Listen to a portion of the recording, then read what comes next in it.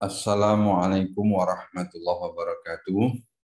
Sahabat sekalian, kali ini saya akan memberikan satu ringkasan dari webinar yang Masya Allah sangat bermanfaat untuk kita semua. Dan saya merasa perlu untuk menyebarluaskan ini, karena ini langsung berkaitan dengan penanggulangan pandemi COVID-19. Mari kita simak. Jadi ini adalah satu webinar live dokter. Anda bertanya, kami menjawab, yang dilakukan pada hari Ahad 8 Agustus 2021. Sahabat sekalian, ini pembicara-pembicara yang sangat handal di bidangnya. Dilakukan oleh gabungan panitia dari FKKMK, Kagamadok, dan Sonjo Angkringan, satu LSM yang sangat aktif dalam membantu bagaimana kita semua keluar dari pandemi COVID-19.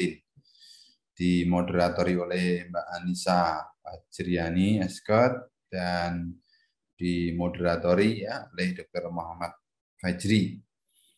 Nah, silakan sahabat sekalian yang kepengen lengkap menyaksikan siaran ulangnya di YouTube FKKMK alumni atau Inahel. Silakan, sangat bagus ya, sangat bagus. Tapi bagi yang belum sempat, saya akan memberikan sedikit ringkasan yang kalau ini orang awam sudah cukup ya, tapi kalau profesi mungkin harus melihat tayangan lengkapnya.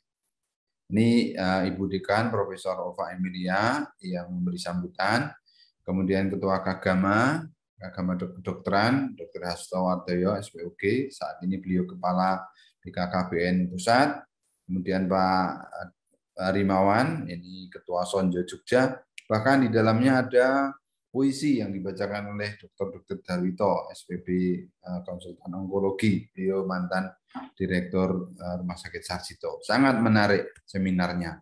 Inilah para pembicara.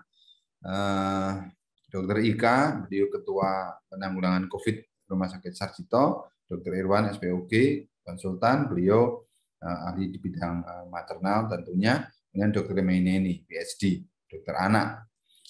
Nah, sahabat sekalian, pada pemaparan Dr. Ika, di mana kita harus paham tentang deteksi dini dan tindak lanjut pada kegawat darutan, terutama pasien-pasien para penderita COVID yang menjalani isoman.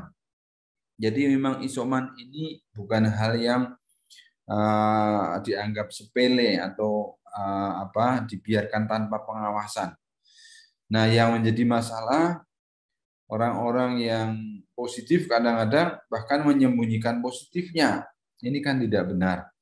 Atau bahkan dia memang menolak untuk dibawa ke rumah sakit. Nah, ini kan masalah. Beliau sangat menekankan bahwa seseorang yang menjalani isoman itu harus paham bahwa ada early warning, ada peringatan dini yang dia harus paham.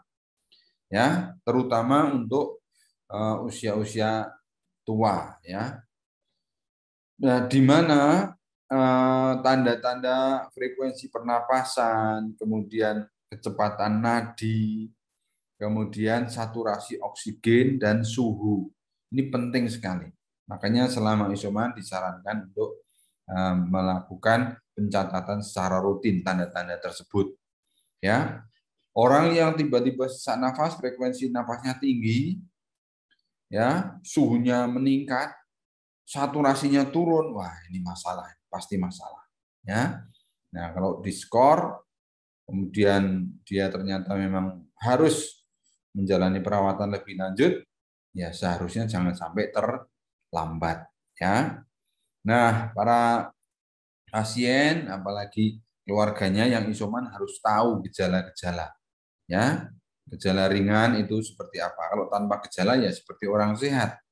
Dan kalau dinyatakan positif, betul-betul memang cukup isolasi di rumah 10 hari selesai. Tapi kalau yang bergejala ringan itu hati-hati ya. Karena misalnya gejala itu masih saja muncul, beliau harus memperpanjang isomannya sampai lebih plus 3 hari setelah bebas gejala. Nah, kalau gejalanya meningkat menjadi sedang, dia harus dirujuk ke rumah sakit darurat. Dan di sana akan dirawat, sama perawatannya sampai gejalanya hilang dan 3 hari bebas gejala baru dinyatakan selesai. Nah, kalau sedang kok meningkat jadi berat, dia harus ke rumah sakit rujukan ya, betul-betul.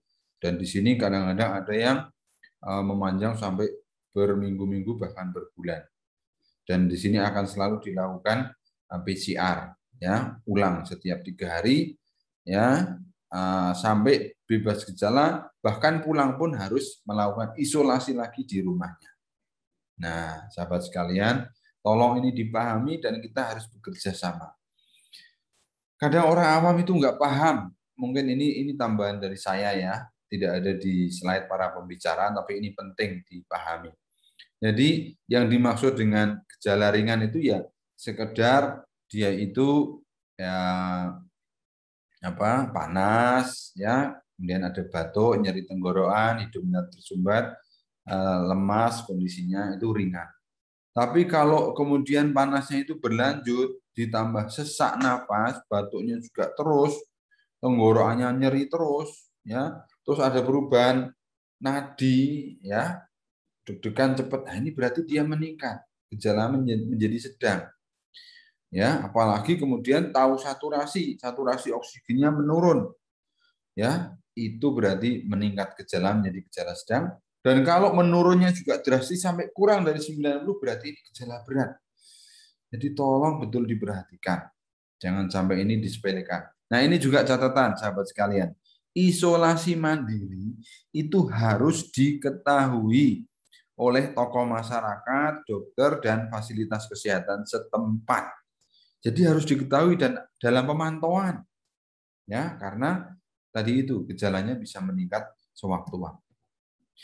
Pembicara berikutnya, Ibu Dr. Maineni Sitaresmi, PhD, spesialis anak, konsultan. Beliau membicarakan panjang lebar tentang vaksinasi COVID-19 pada anak remaja. Dan Masya Allah, ilmunya sangat luas. Kesimpulannya adalah bahwa vaksin COVID aman, ya, bermanfaat, dan halal.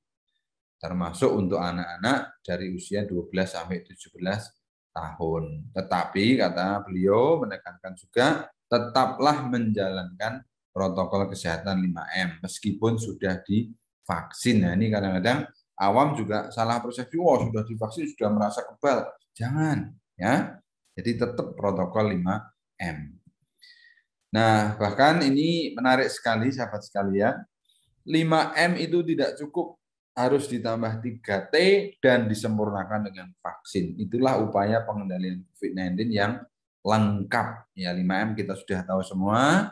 Ya, 3T itu adalah dites, kalau memang positif harus ditangani, treat, ya, kemudian orang sekitarnya harus di-trace, ya, trace itu dilacak, ya, dilakukan tracing.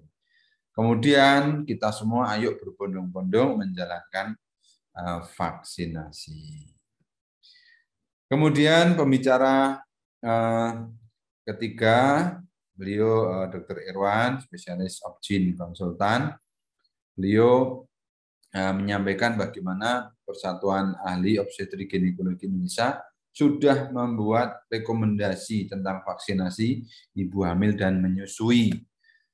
Dan ternyata vaksin yang diberikan di umur 12 minggu ya dan paling lambat 33 minggu itu aman ya, tapi harus dalam pengawasan dokter atau bidan, dan pasca penyuntikan juga harus dilakukan pemantauan serta pencatatan oleh tim yang ditunjuk bersama oleh pemerintah dan POGI ya. Bagi ibu yang telah mendapatkan suntikan vaksin dan kemudian hamil, itu kehamilan tetap dilanjutkan dan pada waktunya menjalani penyuntikan vaksin yang kedua. Jadi sekali lagi, platform vaksin ini adalah aman untuk ibu hamil maupun menyusui, ya, karena vaksinasi akan melindungi ibu hamil terhadap paparan dan keparahan jika terjadi infeksi COVID. Nah, memang harus konseling, harus screening sebelum vaksin, dan tadi itu diberikannya antara umur kehamilan 12 sampai 33 minggu. Insya Allah akan memberikan proteksi yang maksimal terhadap kehamilan. Mudah-mudahan bermanfaat sahabat sekalian, dan teruslah berprokes, dan tadi ditambah 3T, dan ayo berbondong-bondong menuju kepada pelaksanaan vaksinasi massal yang sudah digariskan oleh pemerintah. Ya, terus ikuti dan kunjungi YouTube Dr. Sagiran Official dan RSNH TV atau lewat Instagram @Dr. Sagiran. Terima kasih. Assalamualaikum warahmatullahi wabarakatuh.